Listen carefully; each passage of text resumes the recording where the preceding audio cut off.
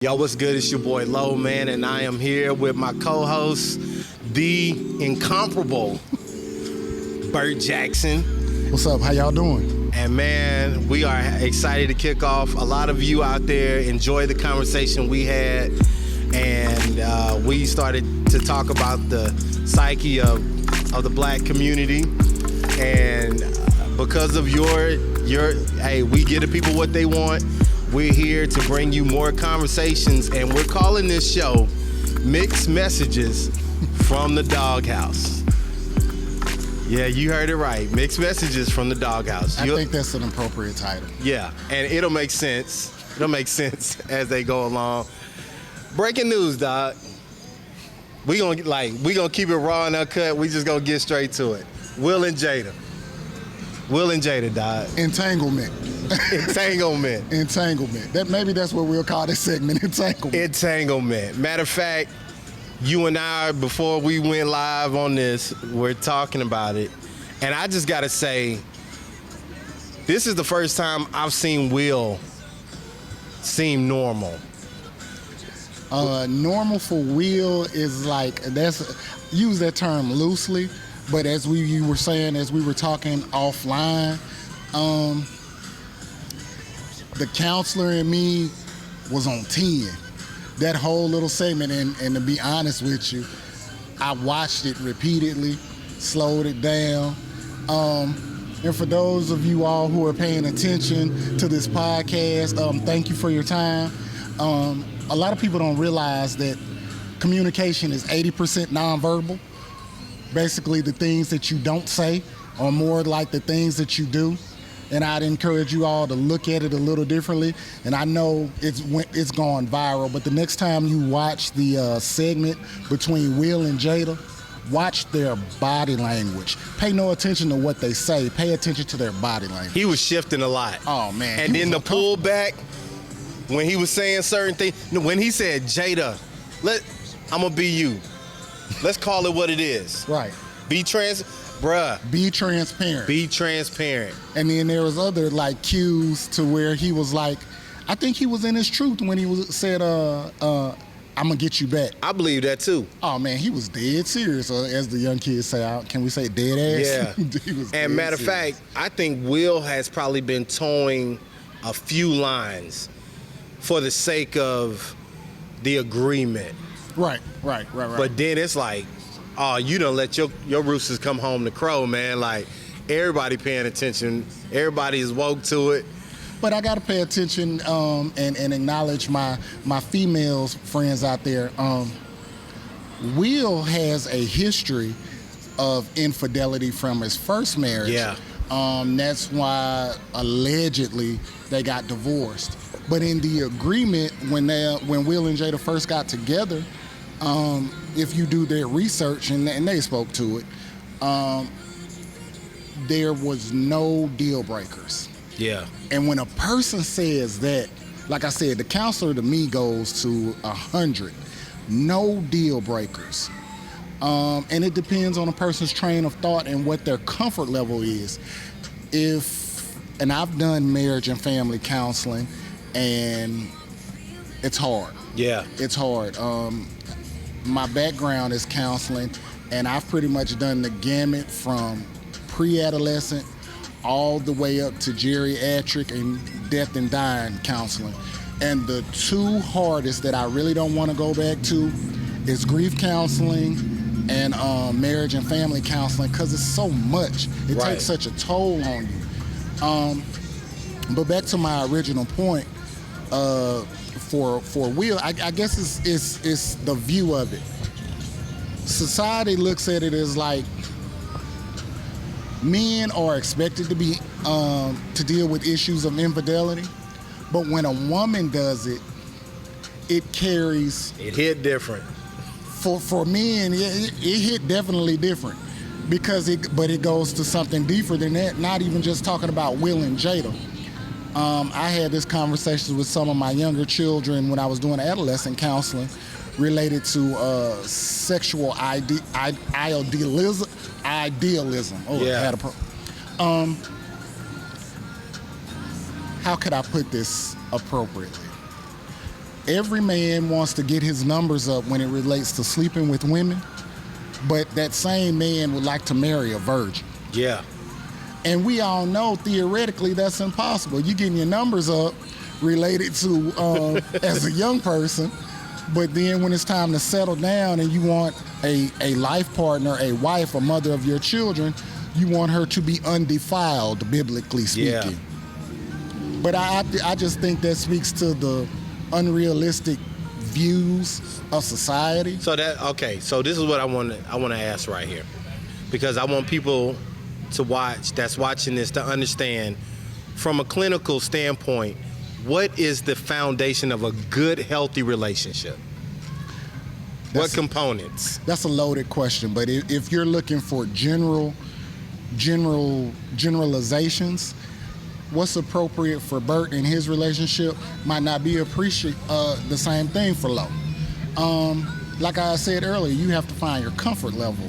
Specifically speaking, if you go into a relationship knowing that you're dating a professional, when does it become okay to start being more critical of what that person does? Where is that limit at? Or like Kim and Kanye right now. Kim and Kanye, that whole dynamic, another situation where the counselor goes off on me. You have to understand, in Kanye's own comments in his music, Kim Kardashian became famous off a pornographic video. So would it be appropriate for Kanye to come back around later and be like, it attracted him because of her popularity and status? Absolutely. But then when you watch the Kardashians, which was odd to me, later on, he tried to tone it down. They got into an argument years later about how she was dressed provocatively. Yeah. And I'm looking at Kanye, but let's backtrack. Let's not use Kanye as a marker for normal. Yeah, because none of these are normal situations. Yeah, Kanye is the last. Kanye is anti-normal. Yeah. But what do people normally feel? Commitment. Can we say commitment is one common aspect? Now, commitment doesn't mean exclusivity. Commitment just means, and that's why I think like Will was like, yeah, we both could have went off the deep end, but our vow to be committed to the agreement. Absolutely. To the parameters. And let's speak to that. I think a lot of times people get confused related to commitment to the individual versus commitment to the relationship. Oh. Significantly different. That's a big difference. Significantly different, because being committed to the person, I find that unrealistic because the person is flawed. And I can drive over the cliff with you. The person is flawed to begin with. But the relationship in its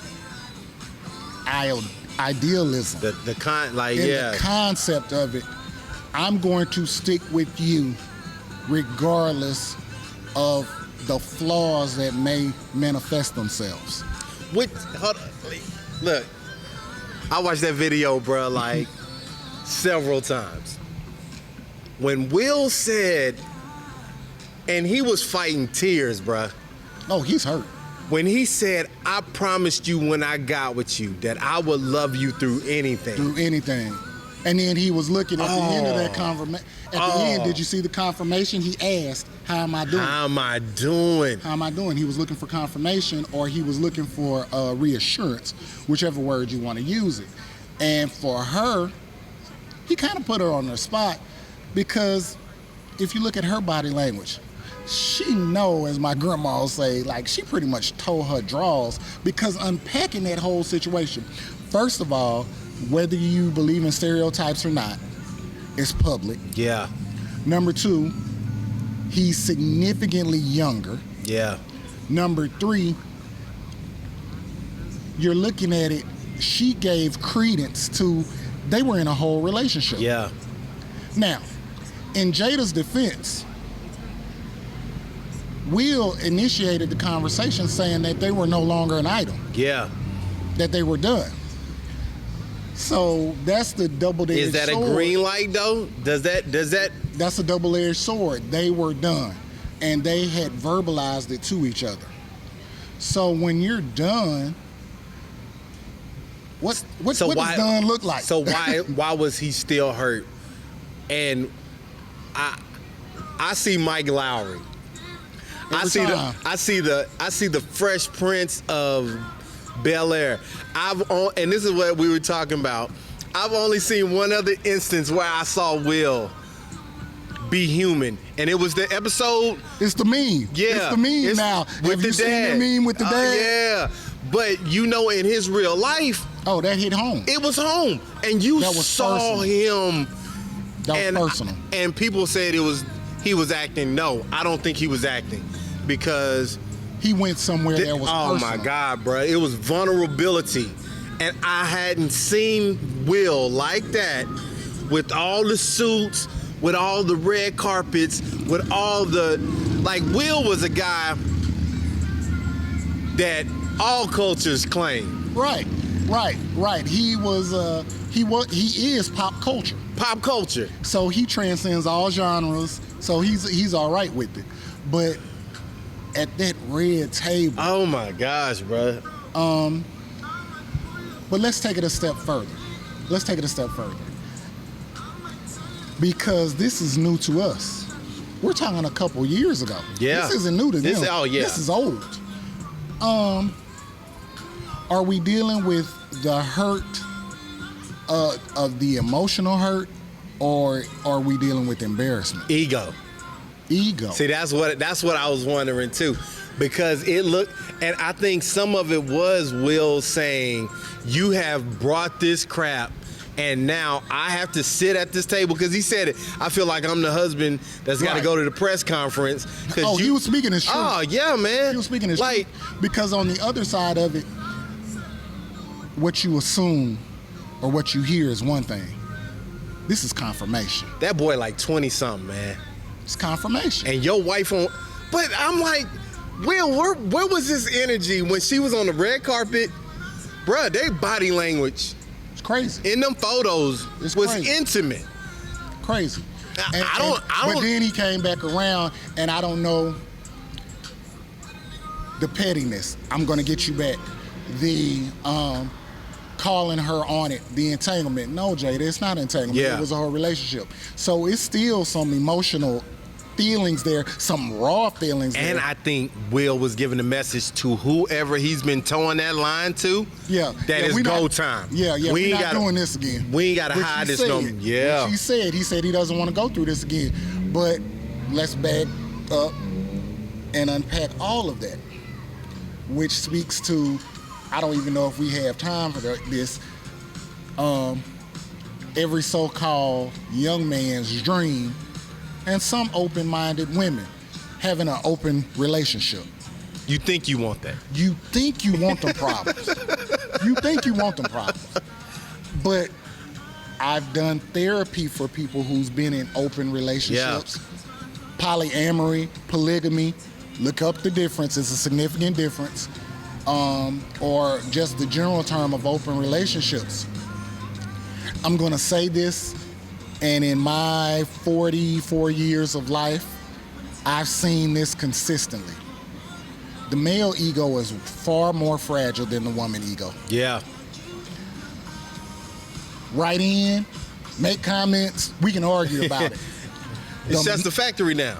The male ego is far more fragile than the female ego because it's the way that we're conditioned. Yeah. It's the way we're conditioned. So why is that? Let's talk about it. Why is that? Look at society. You're going to get, it goes back a little bit further than that. For in the beginning of a relationship, it is common and actually expected from a societal standpoint that the man will be the one more experienced in life. Yeah. Whether it be experiences with finances, experiences with life in general, and let's just speak to what's really true, sexual interactions. Normally, the man will have more sexual interactions than the woman. Because fathers are more protective of daughters. We keep them from experiences. We keep them. We want to house mothers push their boys out to explore. push their sons out, because if it's viewed that your son is less experienced or hasn't been exposed, You didn't raise him right. you didn't raise him right, and he's vulnerable, or He's people weak. looking at him with the side eye. He's perceived as weak. Yeah. So it starts early on from society. So then when you move on the flip side, you want to make the female sacred, holy, Yeah. Untouchable. chaste, untouchable, all of those things. So for a man, and I don't even want to get into politics, the name we won't mention, it indicates you're building into this ego and this fragile pride, which is reminiscent of narcissism, Yeah.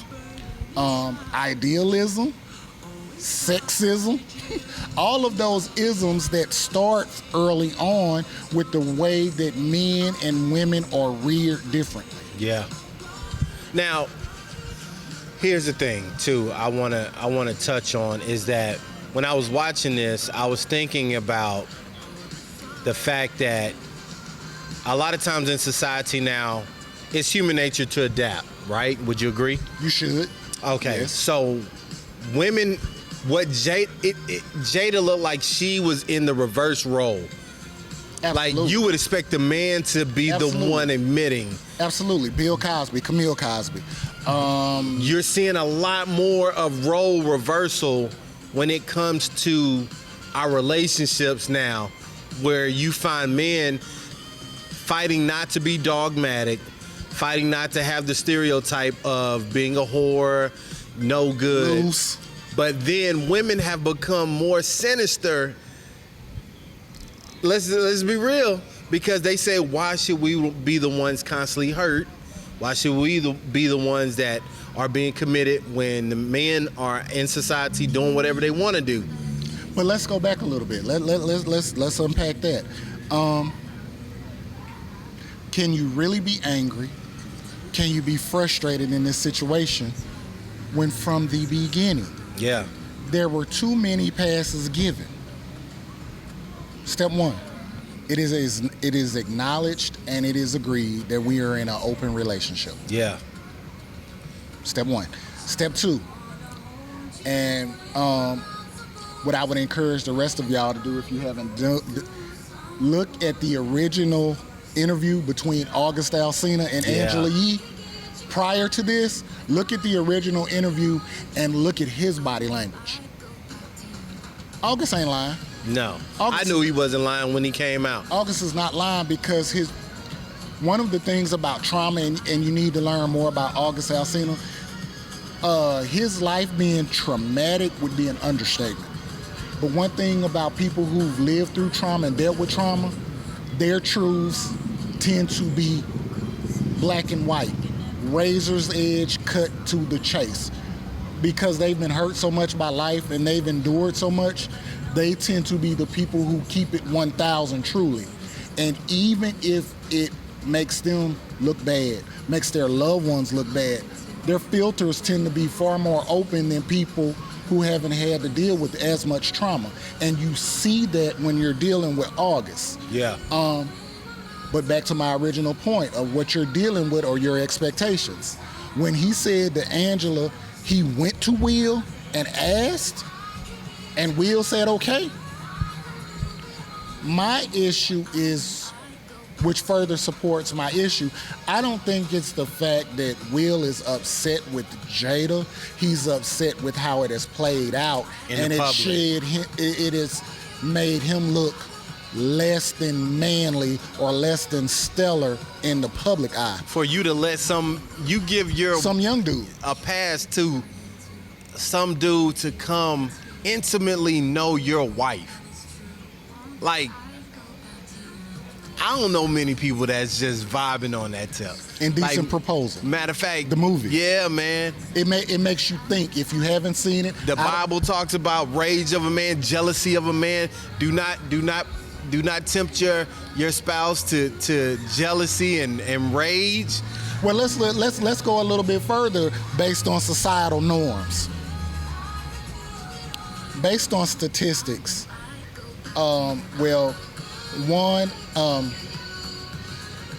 and it vacillates a little bit, 4 out of 10 marriages fail. Between Almost 40 and 50%, they fail. Within those marriages, we all know the major things are infidelity and money. Finances, yeah. Infidelity and money. And if you mix the two together, oh my God, it's going to be tragic. Yeah. But women, societal norms is what we're talking about. It's not uncommon for a relationship to deal with the man being or presenting himself with infidelity, and the woman will get mad, the woman will fuss, the woman will cuss, throw a temper tantrum, threaten. But eventually, if the man puts forth an effort, it's a good chance that they'll come back around. Yeah. And she might not be as trusting, but based on the behavior, she'll fall back in line and try to reestablish the relationship. To salvage what can be salvaged. Turn that scenario around 180 degrees, which goes back to my original statement, the male ego. Well, what movie was that?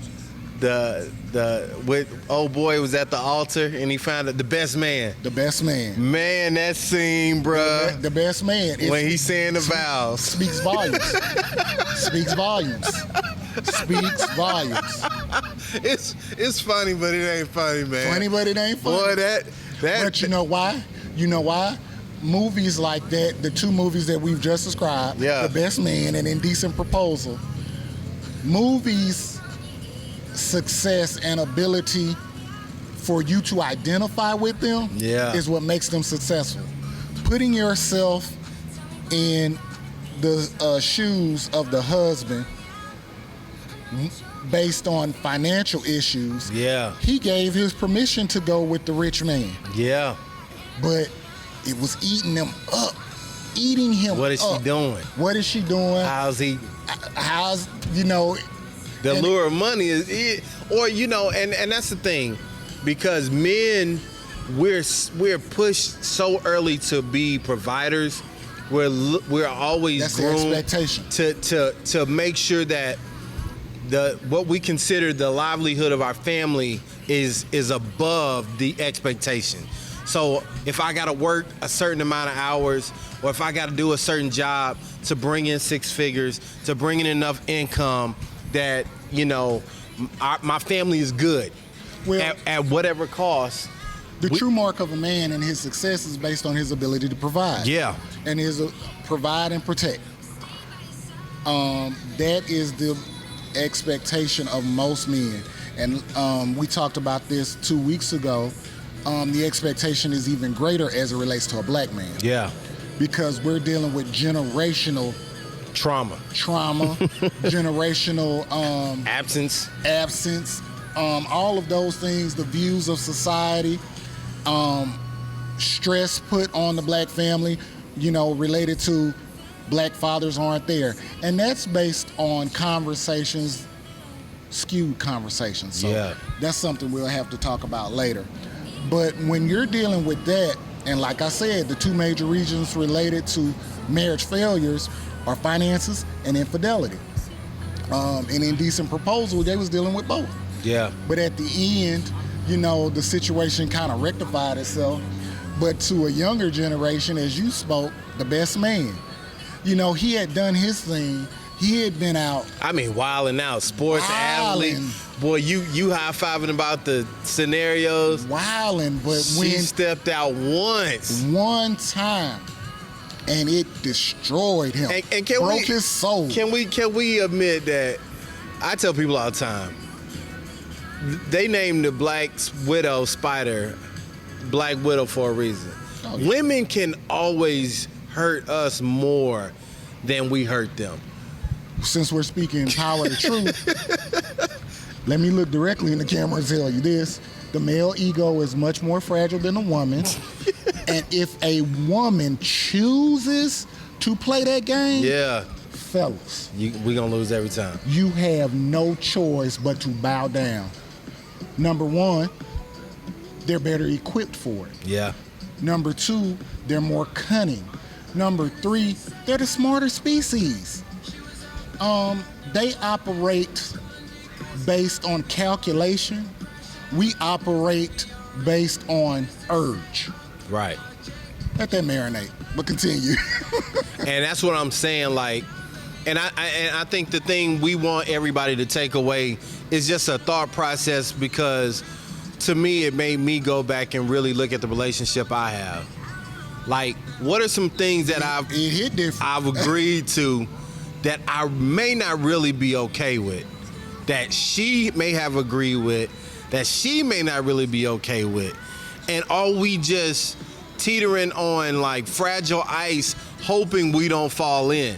Because a lot of times, like, I think people, especially the longer you get in a relationship, you kind of hope that the autopilot keeps you in safe space. Keeps you in between the white lines. Yeah, but that's not always the case, because like hold it in the road, so to speak. Yeah, like what Will, I don't think Will thought this would ever be a conversation.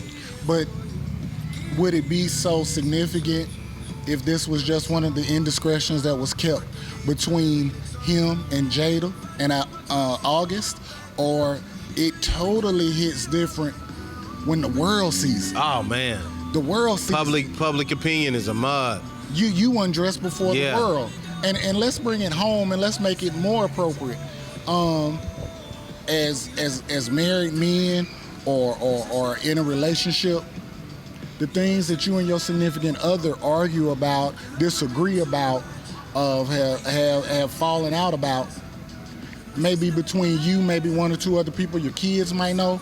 But imagine if that was put on the billboard for the public to see. Facebook, everybody, Instagram, Twitter, and all the opinions that come with it. All the opinions that come with it. It totally hits different. So here's the thing I want to say. Like, in the end, let's talk about the closing, because then it was almost like another version of Will popped up, and then it was like he wanted reassurance from the very hurt that the person that just hurt him. Like, and that's what threw me the biggest. That is the paradox, but that's an indication when you're dealing with emotional trauma, which there is some there. There's still love there. When you're doing marriage and family counseling, he gave the indication for him to seek that reassurance at the end means that there's still an attachment there. Had he not done that, then we might have had a problem. Right. Because there are some things, even though he promised, there are promises that we make as you spoke to it. There are indications that we might even accept. But internally, what are our deal breakers? Yeah. How far are we willing to go related to, once you get right down to it, self-preservation? Self-preservation, because emotionally, you could tell he's bothered by it significantly. But it goes back to what I said. Had Will and Jada and August only known about it, and it was a secret between the three of them, I don't think the outcry and the hurt would be as significant. It probably would bother him, but it's what he signed up for or what he has allowed. I like that, because I wrote this down at home when I was watching this for like the fourth time. Communications broke down on all accounts. Jada said August stopped communicating with me. He cut me off for communication. Right. So she was in the dark about where he was and the traumatic experience he was having. Right. So she thought everything was cool. It was after his sister died. Yeah. So she thought the thing with them was cut off and cool. He was still processing. He made the song Nunya because that's how he worked through his issues. She made a little comment apparently about him being out with some other company. And let's talk about August for a second. I pray that band all right, by the way. I repeat, that dude spoke his truth. He was in love with her. Oh, man. He was in love with her. So what happens now, it's easy to cut off from a person or an outside source when that person that cut you off. Suppose he was still seeking closure, like, Jada, let's fix it. Let's fix it. Jada, I miss you. Mm-hmm. Jada, I want you. But I mean, where would we be then? It'd be a whole nother conversation. And you really can't say that it is impossible to happen, because really what I heard in that conversation wasn't that she was sorry. She had like. Funny you should say that. I didn't. She enjoyed it. I didn't see any remorse. I didn't either. I didn't see any remorse. But on the flip side of it, are you sorry genuinely, or are you sorry because you got caught? Yeah. Got caught with your hand in the cookie jar. Because before the interview, y'all were coasting, man. And somebody made a statement. They said, if you really go back and look at the timeline, you really haven't seen them together other than productions. Father's Day, it was business. Right. And I saw somebody say, I don't know what to believe when you have two actors in a relationship. Facts. I was like, that puts a whole new perspective. Facts. Are y'all really? Maybe it's not over. Maybe you're not done with August. But then, and y'all just putting on a scene. On the front. But I keep going back to the original statement. You knew what you were getting into from the jump, and you allowed it. So, be hurt at the fact. Are you hurt at the fact that you didn't know? You can't say that. Are you hurt at the fact that it was done openly?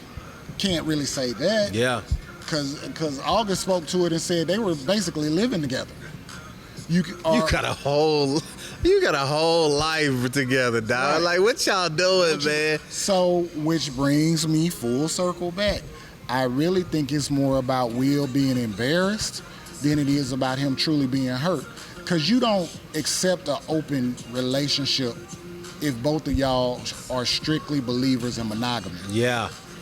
They got to be two. It's one thing to love a person, but unless the two, it was an amicable agreement. Yeah. So therefore, it has to be skin in the game for both people. Is this something that we both can benefit from? But are there no deal breakers?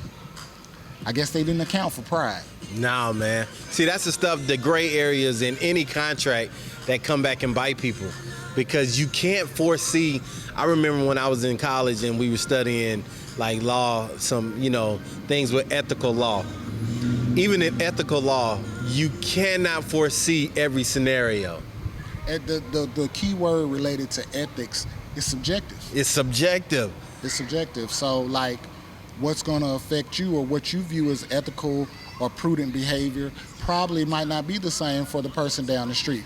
But because we have certain ties that bind us, me and you can be in an alignment. Yeah.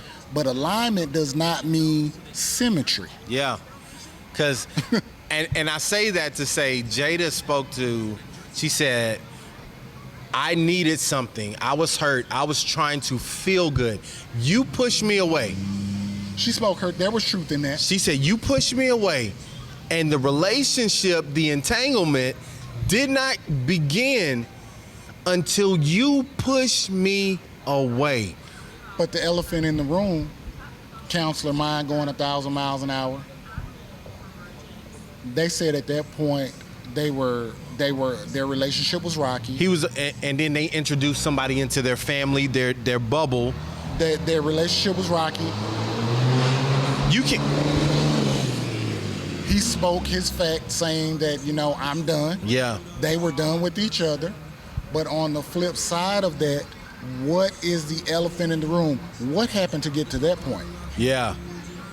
Because... Well, they kind of shine a light on it. Because Will says, we had to agree that I give you 10 days out of 365 where I live the life you want to live. And then you give me 10 days out of 365 where we live the life I want to live. And he said, I'm adventurous. I don't like to be still. You like tradition. You want me coming home at the end of the workday, hanging out. I want to get on a flight to Miami, or I want to go to Europe. I want to be out. Okay. She is more... That's in the interview? Yeah, she talks about that. I need to see that. And they said, we agreed to 10. And even when he said, your mom gets 10 days of me just being complicit to whatever she wants to do. And you can tell she resented him because he was very smug about it. Like, I don't Why want did you have to bring that up? Yeah, and then, you know, and she's like, this is probably what causes friction, is that you're not willing to meet me halfway. It's either you and all the adventures or nothing. Or nothing. But that speaks to another issue for me. Capitulation or placating.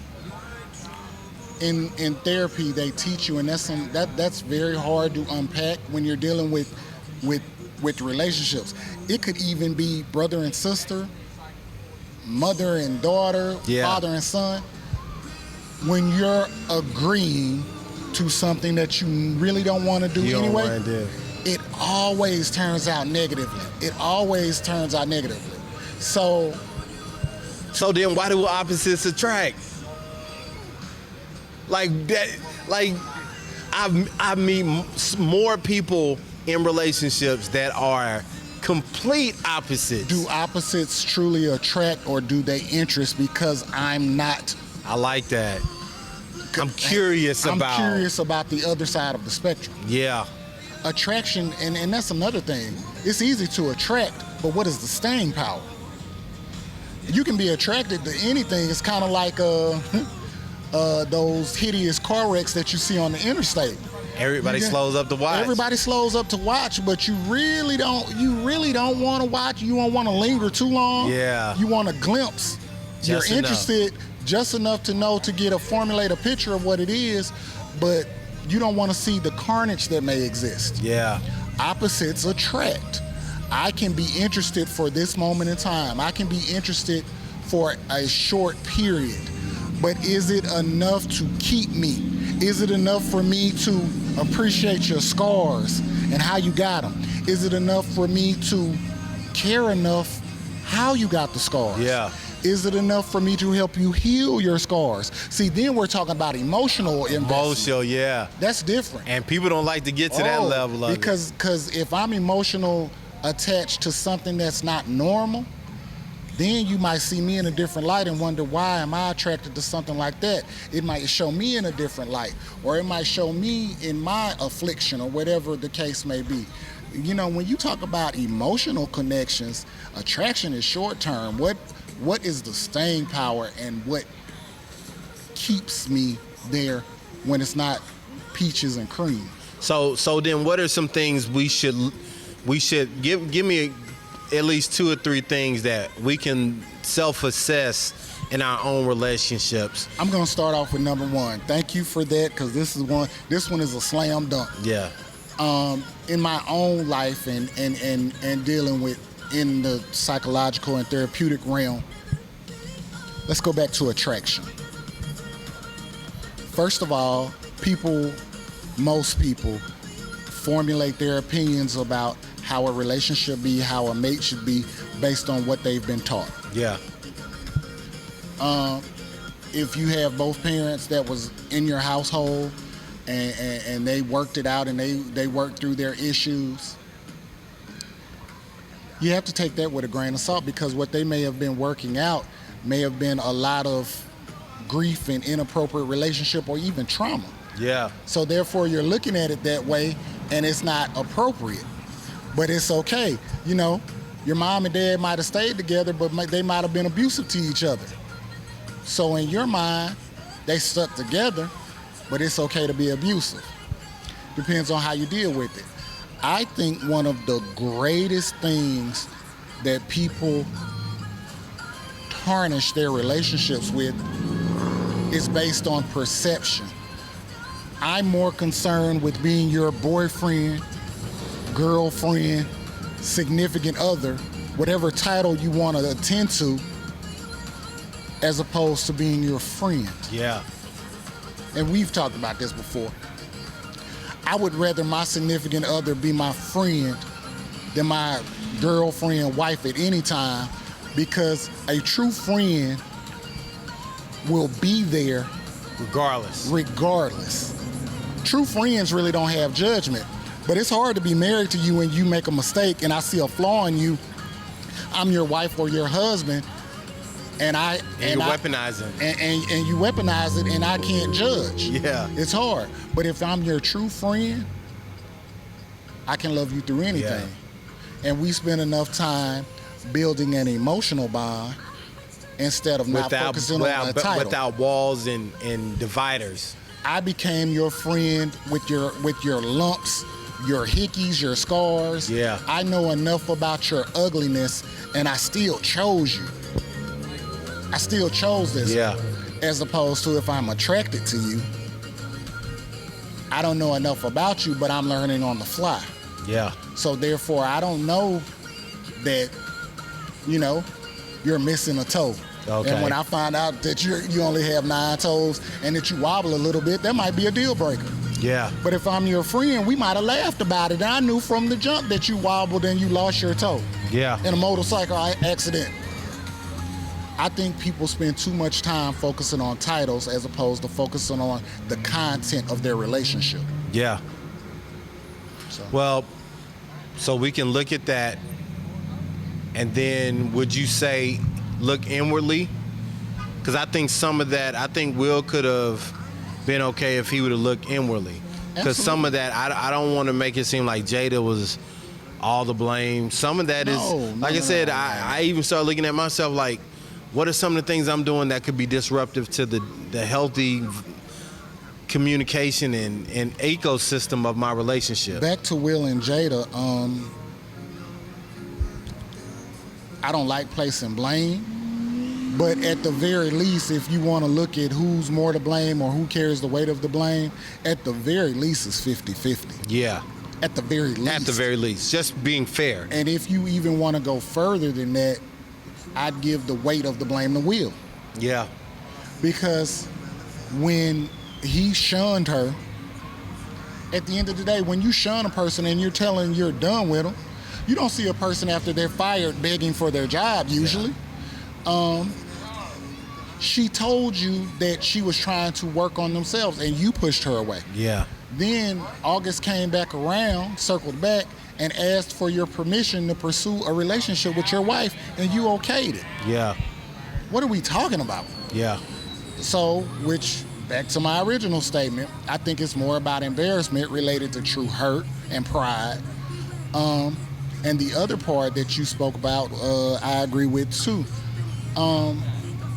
It's hard to be efficient or effective in a relationship when you're working on who you are and trying to get a good understanding of the person that you are. So how can I be fair and just and prudent to my significant other when I don't know what fair, just, or prudent looks like for me? Yeah. So, and I think this is what we want y'all to know going forward with the mixed messages from the doghouse, is that not only are we going to talk about things that are culturally affecting our mental, our psyche, our emotional, just things that happen in our culture, man.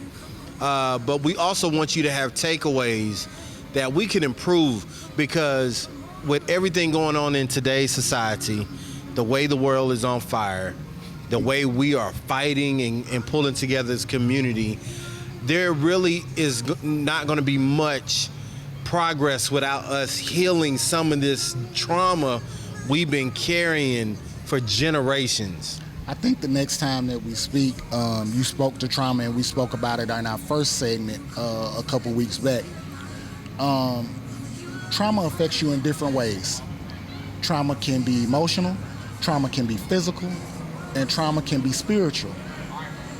In all those different areas, it can have lasting effects on your life. You know, you look at people from a traumatic, it's easy to see trauma physically. Somebody stabs you or cuts you or shoots you, there's a scar left there. But what about when we're dealing with emotional and physical scars? I mean, emotional and spiritual scars. Yeah. Those aren't so visible, but they are visible related to your behavior, related to your views, related to your perceptions. Those are the scars that affect you more than the physical scars. And as African American, brown, indigenous people, we deal with it totally different, because society and our circle they tend to look at us or put a negative stigma related to how we deal with those things. So we'll be speaking about it and hopefully sharing and growing together from it. Yeah, so make sure you tag somebody in the comments, send this to someone. It's not just a podcast, it's a learning tool. So, everybody knows somebody that can benefit from this conversation and from this platform. We thank you for tuning in, man. We're so excited. This is our first episode. We're going to be improving, doing some other things. Absolutely. And we just appreciate you. I thank you for giving us a little bit of your time. And I'm good. You got anything else? No, I just want to leave y'all with my normal saying, either be good or be good at it. Till next time. Peace. Peace.